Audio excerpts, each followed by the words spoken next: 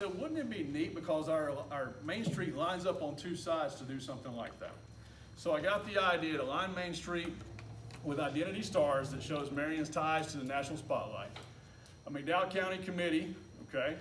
On that committee, I think it needs to be, and this is my opinion, but it can do whatever. I think it needs to be made up of city council members, county commissioners, school board members, press, historians, longtime residents who have lived here their whole life, that are historians, and come up with a list of names.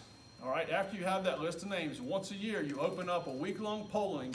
You can do it online or with a voter's box, and you'll tally the voting after that based off of the 7 names that everyone comes up with.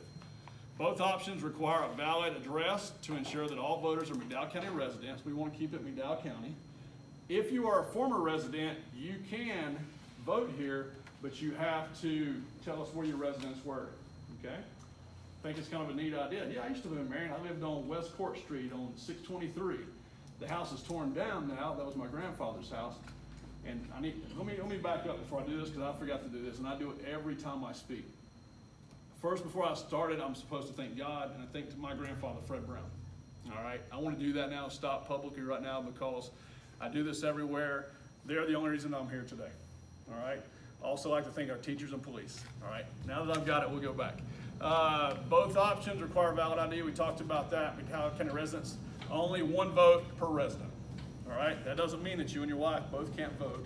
All right, because you're in the same household, or your kids can't vote.